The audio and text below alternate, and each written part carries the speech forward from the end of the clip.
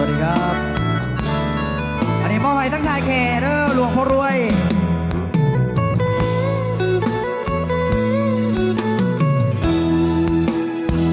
หอบใจโซโซ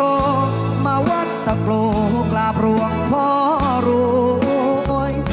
การเงินมันดิดชีวิตมันป่วยตัวช่วยไม่มีเลยพอลูกมันคนจนขาดคนจริงใจความหมายไม่พอนับวันยิ่งจนแท่นอขอวอนหลวงพ่อช่วยทีอำเภอภาชีอยุธยามาด้วยใจพระอาจารย์แก้วหลวงพ่อองค์ใหม่สานต่องานเต็มที่อยู่ก็ร่มเย็นเบิ่งก็งามตามมหาเจดีย์เป็นศูนย์รวมใจพาชีเป็นบุญที่ลูกได้มาตั้งนะโมสามจบต่อด้วยคาถาบูชาหลวงพ่อบนเปลี่ยนชนะจนขึ้นของสวมเปรตพันราที่ขอมือฟ้าปัดเป่าความจนวอนพ่อช่วยโดนให้คนเมตตาให้ลูกได้รวยกับเขาบ้างนะให้สมคำว่าสิ่งรวงพ่อรวยฝากใจโซโซให้วัดตะโกแผ่บุญบันดาลสิ่งที่เคยติดแค่คิดให้ผ่านถูกฟันวอนพ่อให้ช่วย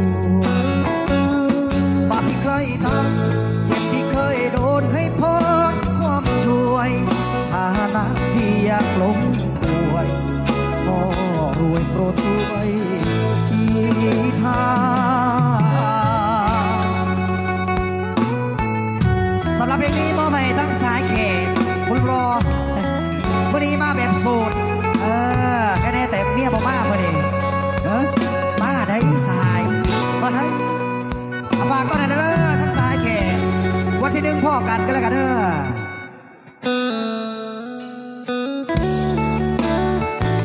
แล้วก็วันสร้างก็ใส่ทั้งทีมงานเสียสิบเด้อพอดีเจตูนแน่กะมาเถิงฟ้ากันเข้ามาเด้อมาดีเด้อตั้งนะโมสามจบต่อด้วยคาถาบูชาหลวงพ่อบนเปลี่ยนชนะจนขึ้นขอสวมเปรตพันราชที่ข้อมือขวาปัดเป่าความจนวอนพ่อช่วยโดนให้คนเมตตาให้ลูกได้รวยกับเขาบ้างนะให้สมคำว่าสิ่งรวงพ่อรู้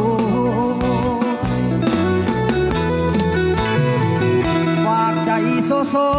ให้วัดตะโกแผ่บุญบันดาสิ่งที่เคยติดแค่คิดให้ผ่านถูกฟังก่อนพ่อให้ชูบาปที่ใครทำเจ็บที่เคยโดนให้พ้นความช่วยฐานะที่อยากล้มป่วยพ่อรวยโปรดช่วยชี้ทาง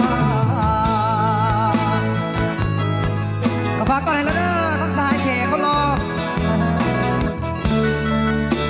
เอาเข้ามากันเลยกันเด้อมื้อนี้มาจับจองเอาที่นั่งได้เลยมื้อนี้โต๊ะตั้งยังว่างหลาย